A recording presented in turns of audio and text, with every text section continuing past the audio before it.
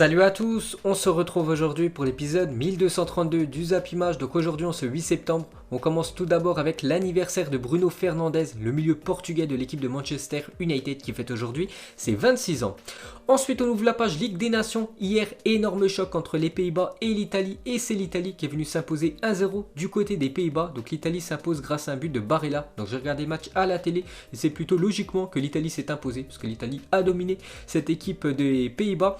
Donc du coup on peut voir le classement de ce groupe 1 de la Ligue A, de la Ligue des Nations. Donc l'Italie en première position devant les Pays-Bas, donc 4 points pour l'Italie, 3 points pour les Pays-Bas. La Pologne qui s'est imposée hier contre la Bosnie, donc du coup en troisième position la Pologne et la Bosnie en quatrième position. Ensuite pour continuer avec la rencontre hier, le gros point noir de la soirée pour les Italiens, c'est la grosse crainte concernant Nicolo Zaniolo sorti sur blessure. Il s'agirait d'une rupture des ligaments croisés pour le crack italien. Donc la presse italienne confirme qu'il pourrait s'agir du ligament croisé pour Zaniolo, mais cette fois de l'autre genou, examen cette nuit ou demain matin. Donc voilà les gars, Zaniolo qui est revenu de blessure il y a quelques semaines, donc de nouveau il s'est blessé et peut-être rupture des ligaments croisés. C'est la pire blessure pour un joueur de football, en espérant que ça soit pas grave pour Zaniolo. On peut voir que ça fait la une des journaux sportifs italiens, donc la Gazzetta dello Sport s'est marqué peur pour Zaniolo. On peut voir aussi comment il s'est blessé hier, donc bon rétablissement au joueur de l'AS Roma. Ensuite les gars, on va parler d'un autre match hier soir, c'est l'Irlande du Nord qui recevait la Norvège, l'équipe de Erling Haaland. Il a été très bon Erling Haaland parce que grosse prestation d'Erling Haaland hier soir avec la Norvège, 2 buts et une passe D pour lui. Bon après son équipe de la Norvège s'est imposée 5-1 du côté de l'Irlande. Ensuite pour continuer avec la Ligue des Nations, regardez sinon tous les autres résultats de la soirée d'hier. On peut voir quand même aucune victoire à domicile, seulement un match nul, sinon toutes les autres victoires sont pour les équipes qui se sont déplacés hier, c'est quand même incroyable. Ensuite cette fois-ci jetez un coup d'œil au programme de la journée. Donc ce soir il y a quand même 4 matchs dans la Ligue A, donc Belgique, Islande, Danemark, Angleterre, France, Croatie et la Suède contre le Portugal. Donc on va commencer déjà avec Suède-Portugal. Donc on peut voir déjà que Cristiano Ronaldo est apte pour affronter la Suède ce soir. Donc le match se déroule en Suède, donc il avait loupé il y a quelques jours ce Portugal-Croatie. Le Portugal s'est imposé 4-1, il avait une infection à l'orteil, il avait dû déclarer forfait, mais ce soir il est bien présent Cristiano Ronaldo.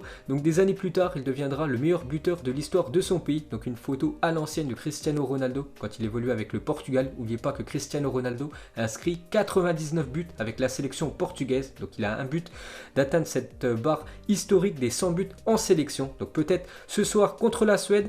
Et pour finir avec Ronaldo, donc 35 ans, contre Nelson Semedo, 26 ans, le défenseur droit de l'équipe du FC Barcelone. Quel monstre ce CR7, presque 10 ans de différence. On peut voir qu'il est plus rapide que Semedo, alors que Semedo ça va aussi très vite. Ensuite on ouvre la page équipe de France. Regardez la une aujourd'hui du journal Équipe, c'est marqué 2 ans après la finale de la Coupe du Monde. Les Bleus retrouvent la Croatie, ils auront besoin d'un Griezmann plus tranchant qu'en Suède samedi dernier. C'est vrai que ce soir c'est l'affiche de la dernière finale de Coupe du Monde, l'équipe de France contre la Croatie. Très bon souvenir pour nous Français parce que l'équipe de France s'est imposée 4-2 lors de cette finale de Coupe du Monde 2018. Donc ce soir de nouveau cette affiche. Donc on peut voir le 11 probable des Bleus pour affronter la Croatie selon le journal L'Équipe. Donc Deschamps maintient son 3-5-2 avec 7 changements par rapport au 11 qui avait débuté samedi soir contre la Suède. Donc on peut voir Hugo Lloris dans les buts, Hernandez devrait commencer titulaire, l'anglais et Upamecano. Donc ça sera les 3 défenseurs centraux. Ferland Mendy devrait prendre la place de Lucas Digne ce soir. Nzonzi, Kanté, Sissoko, Griezmann en 10 et Martial et Ben Yedder en attaque. Donc en gros Giroud sera sur le banc ce soir. Donc on peut voir qu'il manque Kylian Mbappé. Pourquoi Mbappé n'est pas dans le 11? Pourtant il a été très bon samedi dernier contre l'équipe de Suède. Donc la Fédération française de football confirme que Kylian Mbappé a été contrôlé positif au Covid-19. C'est pour ça qu'il est forfait ce soir. Le crack français il quitte donc le rassemblement de l'équipe de France. Donc force Kylian Mbappé, bon rétablissement à lui.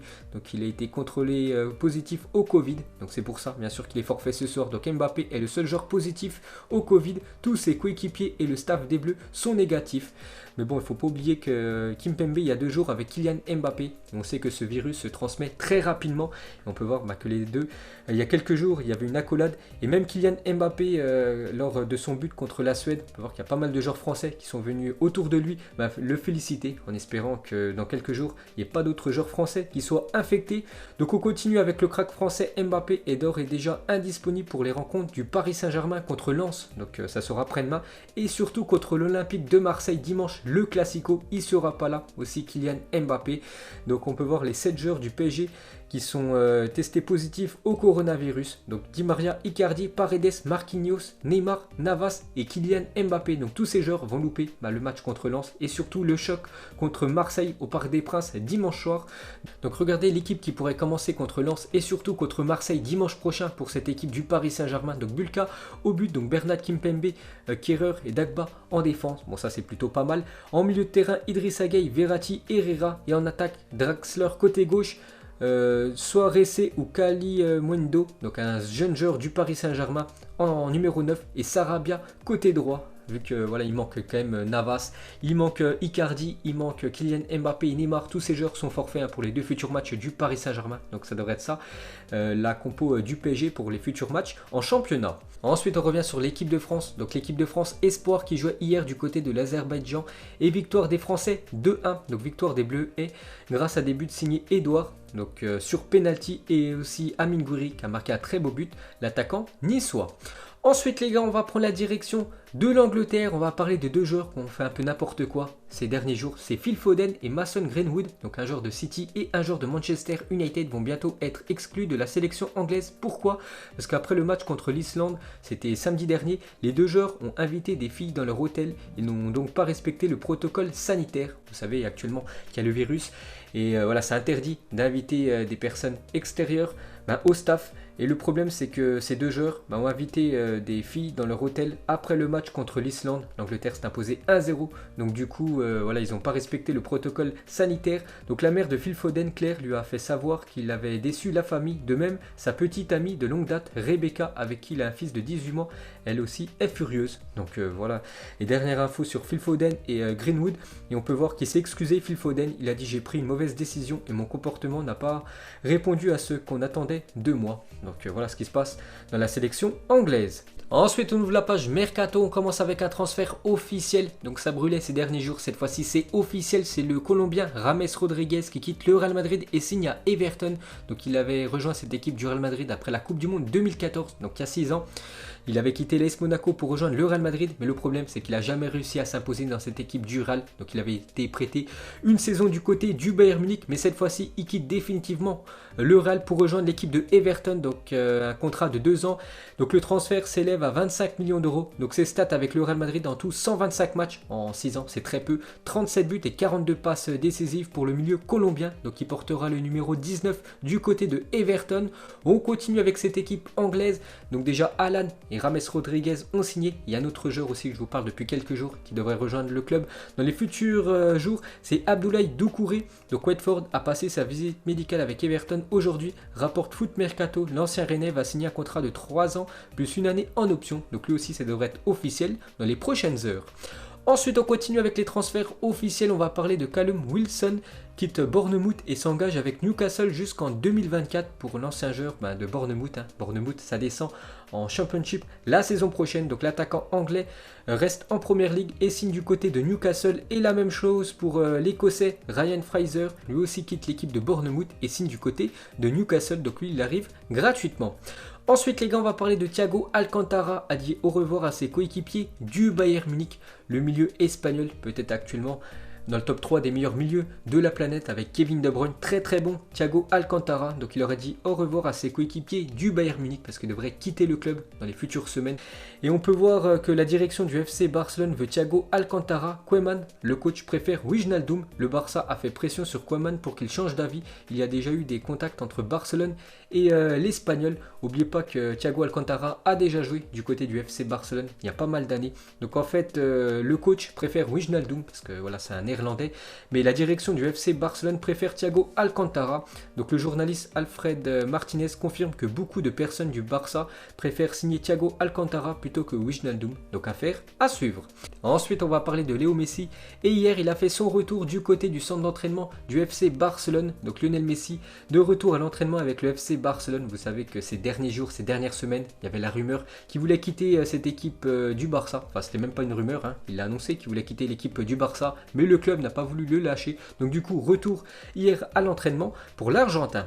Ensuite, pour continuer avec le FC Barcelone, donc le but de Antoine Griezmann contre Villarreal a été élu plus beau but de la saison pour cette équipe du FC Barcelone. Donc pour les supporters blaugrana, le plus beau but de la saison a été inscrit par Antoine Griezmann face à Villarreal. Donc il avait inscrit un magnifique lob sur le gardien espagnol. Et pour finir avec le Barça, on peut voir qu'hier ils ont dévoilé leur nouveau 3e maillot. Et il y a beaucoup d'équipes en Europe qui a dévoilé leur 3e maillot hier. On commence avec le Barça et c'est officiel, ça sera ça le futur 3e maillot de l'équipe du Barça pour cette nouvelle saison. Cette fois-ci c'est l'équipe de Chelsea qui dévoile son nouveau 3e maillot. Un maillot très spécial, ce futur 3e maillot pour les Blues. Cette fois-ci c'est l'Inter Milan qui présente son nouveau 3e maillot. Cette fois-ci c'est l'équipe de l'AS Roma, que je trouve très beau ce futur 3e maillot pour cette nouvelle saison. Cette fois-ci c'est le 3e maillot de l'équipe de Tottenham qui sera tout jaune. Incroyable, hein, c'est vrai que Tottenham, c'est très rare de les voir en jaune.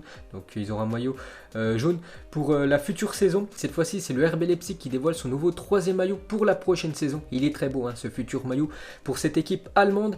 Cette fois-ci, c'est l'Atlético Madrid qui dévoile son 3e maillot. Et pour finir avec les maillots, donc hier, j'avais dit certainement le futur 3e maillot de l'équipe de Manchester United. C'est officiel, ça sera bien ça, le futur 3e maillot des Red Devils. Donc David Beckham avec le nouveau 3e maillot de Manchester United, ce flow, un maillot très spécial, très surprenant pour cette équipe anglaise.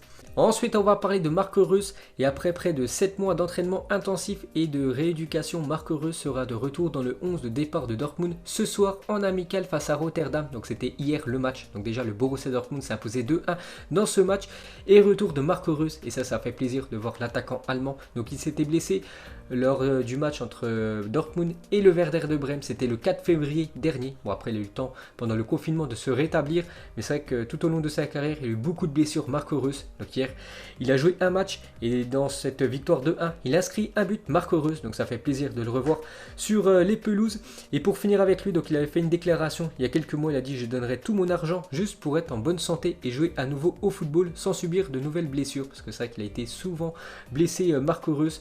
En plus, il a été souvent blessé lors de moments importants pour son équipe de Dortmund ou des moments importants avec la Mannschaft. N'oubliez pas qu'il a été forfait pour la Coupe du Monde 2014, en plus remporté par l'équipe allemande. Il avait loupé aussi le match il y a quelques mois contre le Paris Saint-Germain en Ligue des Champions. Souvent blessé Marco Reus. Donc il est revenu hier en espérant que cette fois-ci, il ne se blesse plus, l'attaquant allemand. Ensuite, des nouvelles de Franck Ribéry qui a signé un doublé hier en amical. Donc félicitations à l'attaquant français de la Fiorentina, double buteur hier. Ensuite, on peut voir que Sergio Reguilón vient de suivre tous les joueurs de Manchester United sur Instagram. Donc hier, pour ceux qui ont suivi l'épisode, je vous avais dit que Manchester était intéressé par le défenseur gauche du Real Madrid, donc Reguilón, qui était prêté la saison dernière du côté de Séville. On peut voir que le défenseur espagnol a suivi pas mal de joueurs de Manchester United, peut-être son futur club. Ensuite, avec désormais 23 buts inscrits sous le maillot de l'Espagne, Sergio Ramos est le défenseur le plus prolifique de l'histoire du football international devant Daniel Passarella, 22 buts. Félicitations à Sergio Ramos, il devient, avec son doublé qu'il a inscrit il y a quelques jours contre l'Ukraine, donc il devient le meilleur buteur en tant que défenseur de l'histoire du football international, donc c'est-à-dire avec les pays. Donc félicitations à SR4. Ensuite, on peut voir que le rappeur Niska devrait prochainement sortir Matuidi Charo 2. Donc je ne sais pas si vous avez déjà entendu Matuidi Charo, donc une musique sur Matuidi, l'ancien joueur du Paris Saint-Germain. Donc le rappeur devrait sortir la version 2. Et pour finir ce Zap Image, on termine bien évidemment avec le choc ce soir entre l'équipe de France et la Croatie. Mettez-moi un prono en commentaire. Donc déjà, moi je pars sur une victoire de l'équipe de France. Je vais partir sur un gros succès 3-0 pour l'équipe de France contre la Croatie. La Croatie s'est inclinée 4-1 contre le Portugal il y a quelques jours. Et la Croatie, n'oubliez pas que ce soir, il n'y aura pas Rakitic ni Modric, les deux meilleurs joueurs de cette équipe croate. Donc je pars quand même sur une victoire des Bleus 3-0 contre la Croatie ce soir. Donc voilà les gars, la fin de ce Zap Image 1232. Donc si ça vous a plu, un petit like et je vous ferai l'épisode 1233 demain. Donc moi je vous laisse et je vous dis à la prochaine. Comme d'habitude, ciao à tous.